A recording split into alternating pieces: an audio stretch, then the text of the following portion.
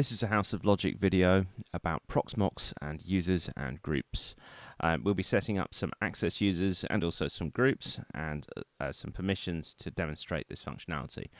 So I have a Proxmox cluster which consists of 3 nodes, and on here at the moment I only have the simple root user set up.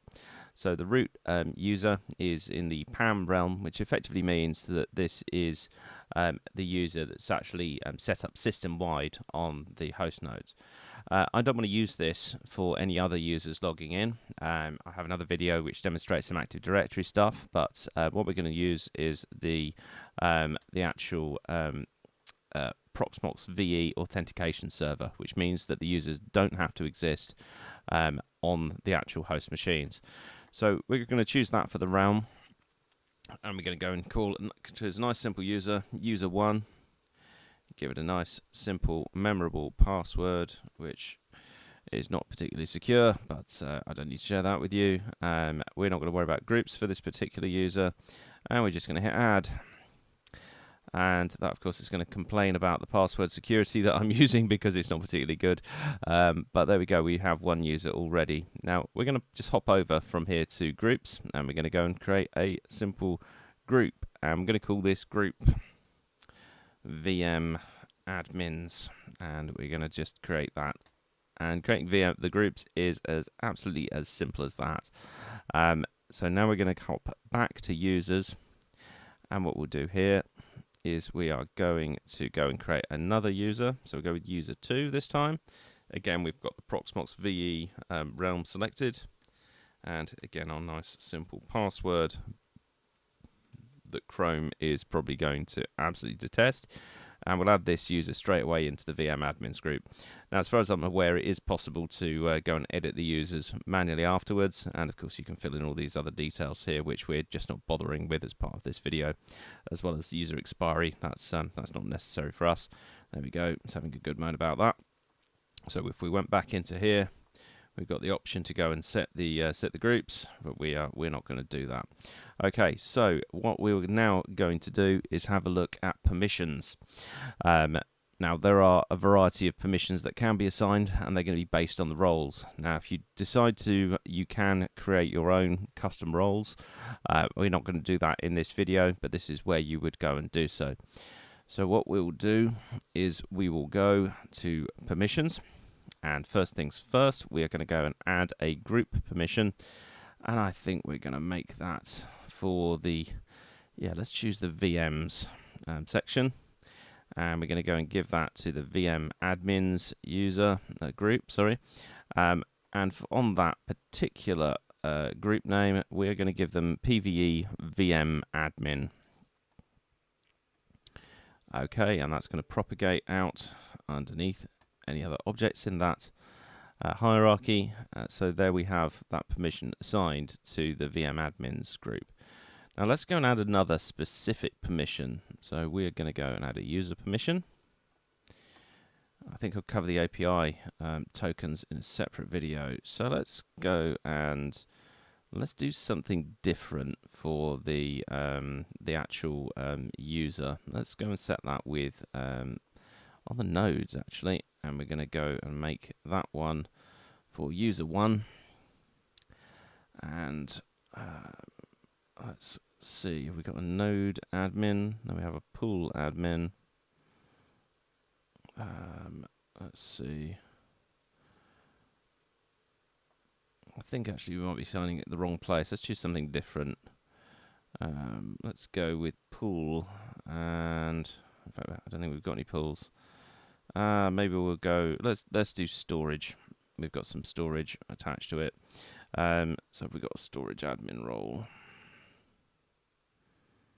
We've got a data store admin. Let's go with the data store admin. I'm not sure what that will show us, but it should show us something different. So let's go with that. Okay.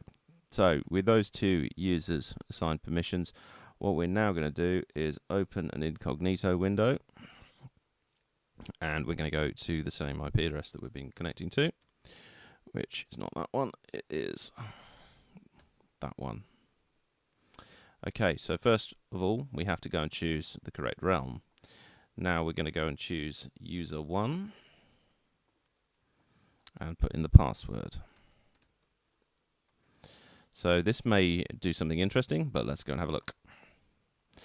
Okay, so we can now see that we have, there we are, we can see our actual nodes and we can see our storage. I'm not sure how much we can do to this, but we don't have any visibility of the virtual machines because we haven't granted that permission.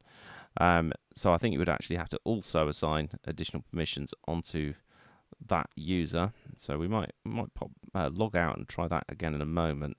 So we can see VM disks, we can see we've got some ISOs, we can see the shared NFS, and that's actually about it for that user. So let's log it out, and then we'll try logging in as user 2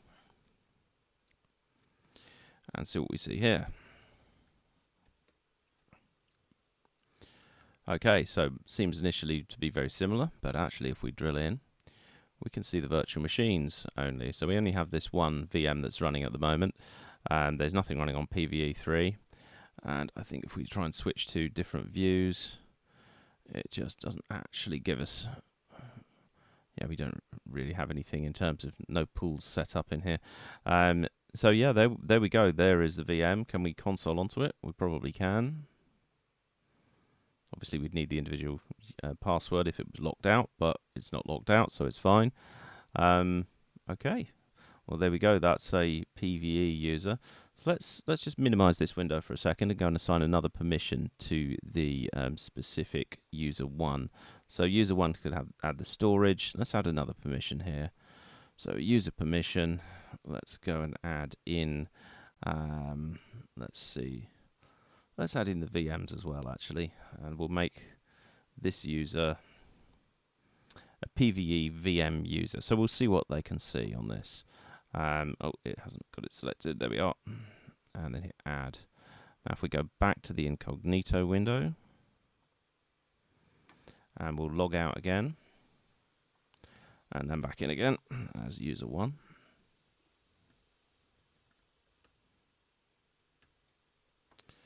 Again, we get rid of the nag screen. Now, immediately, of course, we can see the virtual machines. If we try and click on console, we should get the console view, I'd have thought. Yep, there we go again. Excellent. And if we go and have a look at the server view, yes, there we go. We also see the storage as well. Now, it's worth noting that we don't see half of the other things that we would have seen on the master root user view or anything else that's been assigned the top level VM admins. So you can see that there's an awful lot of options there if you're logged in as the root user, as it says over here on the right hand side. Whereas if you are logged in with a restricted set of permissions, you have far less access. We can't even, yeah, we've got some visibility of the users. We can remove ourselves, but we can't, and we can see our permissions, I think. It's not actually even letting us see that in terms of the access and system audit permission. So, so there we go. It's much more restrictive. There's a huge range of things that you can ultimately do with this, but similar to things like VMware, if you're going to go and create restricted sets of user access, you've got to be quite clever about what you're actually trying to do in terms of the different roles that you're trying to assign to people. So if I look at this one on this particular user, it looks like I can actually pause the machine, I think, and shut it down and do some admin tasks. But I very much doubt that there's probably some things I just can't do on here. Yeah, I can go and modify the CD-ROM, CD drive to swap what's in there and the cloud init drive, but I can't go and whack some extra hard disks in or anything like that. So it's much more restrictive in terms of what you can do. So it's something you would have to work through in order to figure out exactly what you're trying to achieve for a restricted set of users. I think we're going to leave it there. Hopefully this video has been of some use to people. And if you've found it to be the case, then if you could like or subscribe, that would be fantastic. Otherwise, we will catch you next time. And thanks very much for watching. Bye now.